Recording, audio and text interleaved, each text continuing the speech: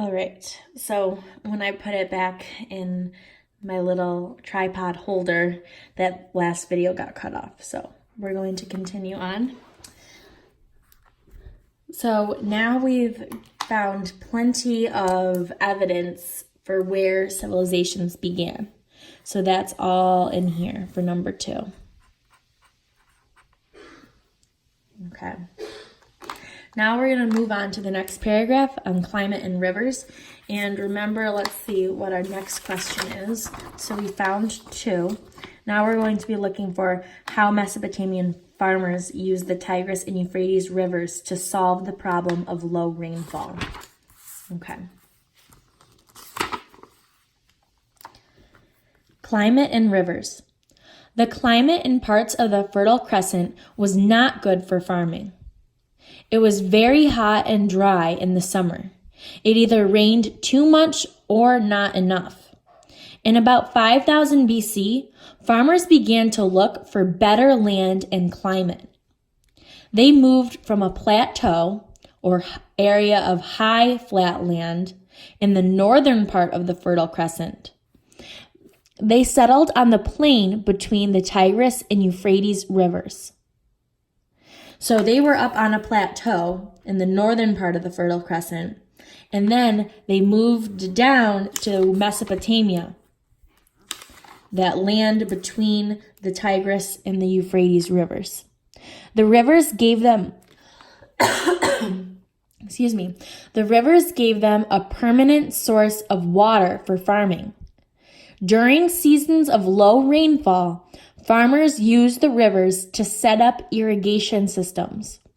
Farmers dug trenches and ditches that brought water from the rivers to their fields. All right, so this is what I was talking about a little bit when we were going over the vocabulary. Basically, I'm going to draw it again a little bit better this time. So here's one of the rivers, okay? And let's say way over here is where the village is and where the fields are, where they're trying to grow their crops. Okay, here's some plants. All right, and instead of having to go all the way back and forth, they dug trenches. So they would dig, and they would bring the water right through the community and right to the fields. And maybe they'd have like a little pool here, and then it would continue on. And what this did was then the water was able to travel through them, through those trenches, and they would get all the water that they needed.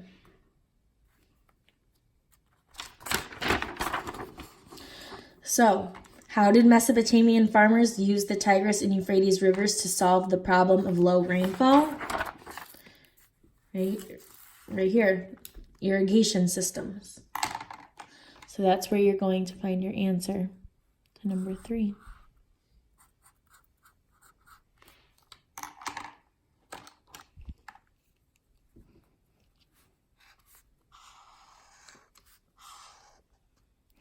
So irrigation systems were made by digging these trenches and ditches that brought water from the rivers to their fields. Okay. Let's look at what our next question is. What was one of the major steps toward the rise of civilization in southern Mesopotamia? Okay.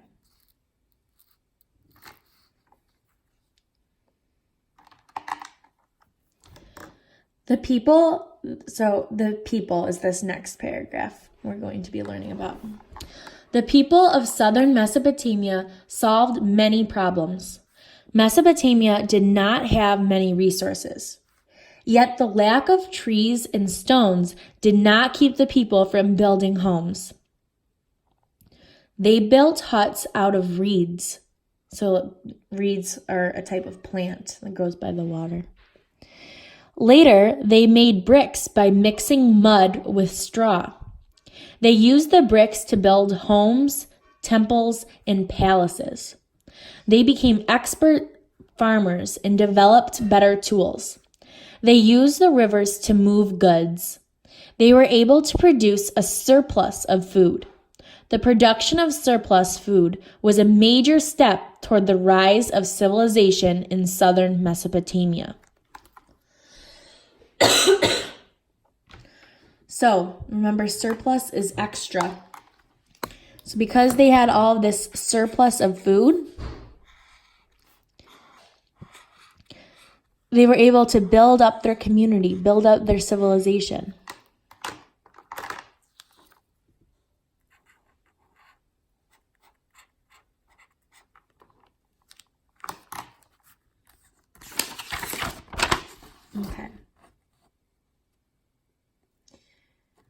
Okay, and the last one, why do you think settlers from other parts of the Fertile Crescent came to southern Mesopotamia? Okay. Growth of city-states and trade. The population in southern Mesopotamia grew as people became better farmers. New settlers arrived from different regions of the Fertile Crescent. By 3500 BC, several villages became city-states. A city-state is a city that has become an independent state. They have their own laws and rules and ways of life. A city-state has its own form of government, villages, and traditions. There was plenty of surplus food. People were able to work in other jobs besides farming. Some were artisans or craftspeople, such as potters and weavers. So they would make pottery, like big pots to hold food and water in, and weavers, they would weave baskets and things like that. Others were religious leaders, politicians, soldiers, or traders. Traders went on long journeys to trade with faraway peoples. They brought back goods that Mesopotamia lacked. Trade helped Mesopotamian culture spread to other parts of the world.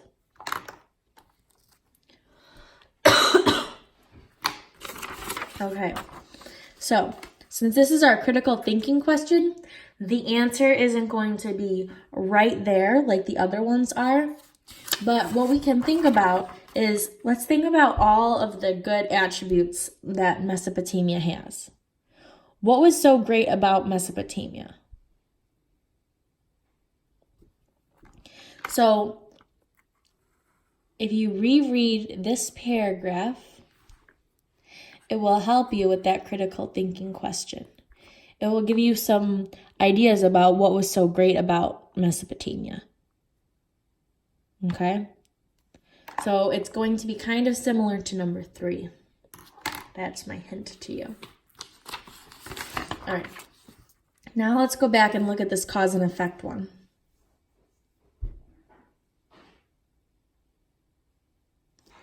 So the cause, populations in southern Mesopotamia grew.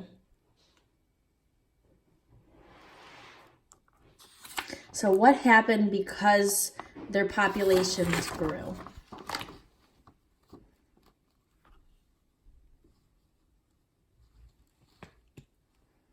So let's look down here. Growth of city-states and trade. The population in southern Mesopotamia grew as people became better farmers. New settlers arrived from different regions of the Fertile Crescent. By 3500 BC, several villages became city-states. A city-state is a city that has become an independent state. So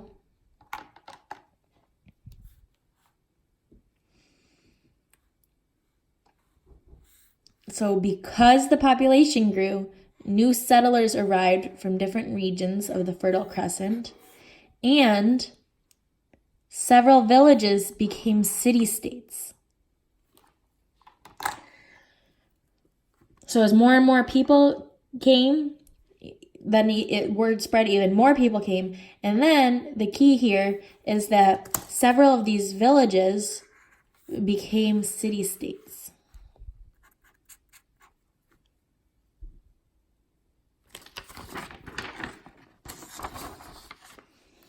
And for these ones, we don't have to restate, so we can just say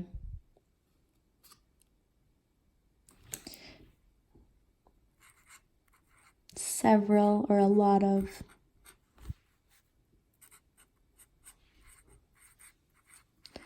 Several villages became city-states.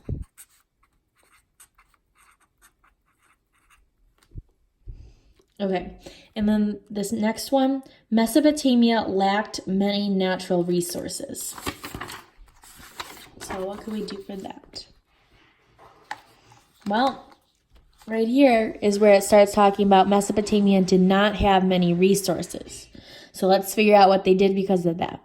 Yet the lack of trees and stones did not keep the people from building homes. So they didn't have any resources, so they built huts out of reeds. And then they made bricks by mixing mud with straw.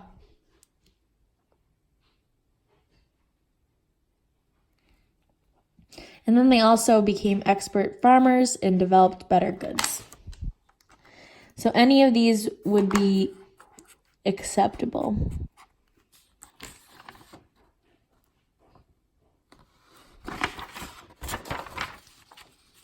So let's say they built homes and buildings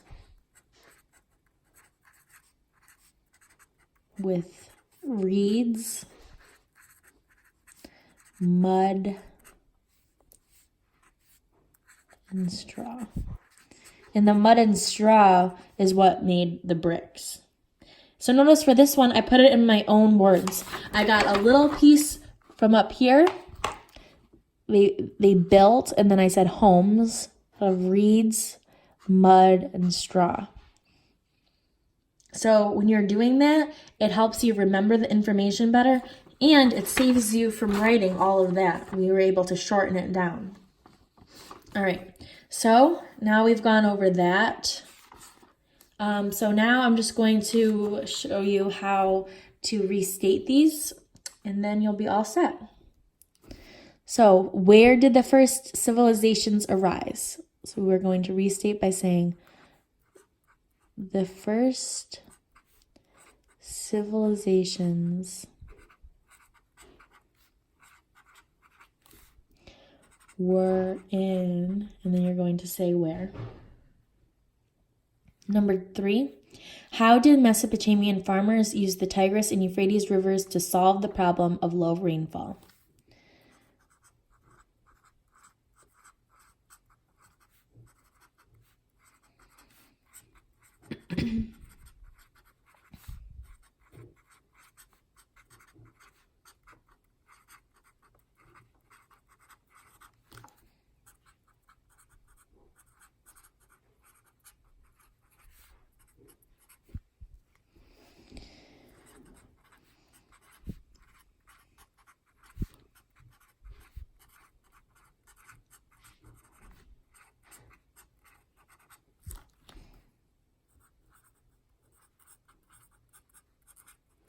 Okay, so Mesopotamian farmers used the Tigris and Euphrates rivers to solve the problem of low rainfall by, and you're going to see your answer.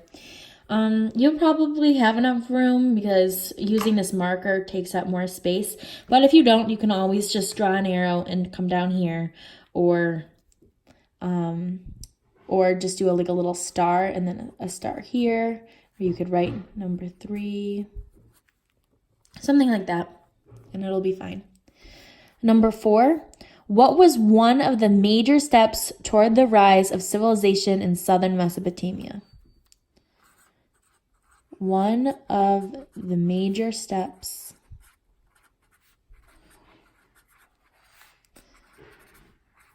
toward the rise of civilization in southern Mesopotamia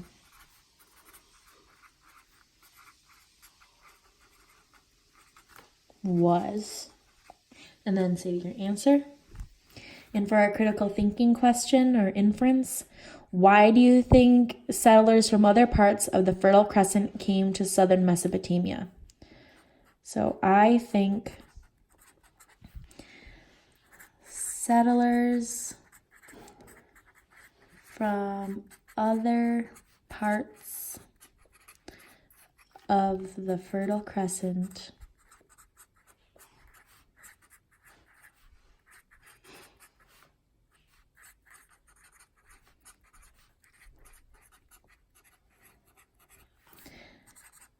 came to southern Mesopotamia because, and then your answer. All right. So there you have it. There is your review of Lesson 1 from Unit 2 on the Fertile Crescent. And if you have any questions, feel free to ask me during the week. And remember, it is due on Friday.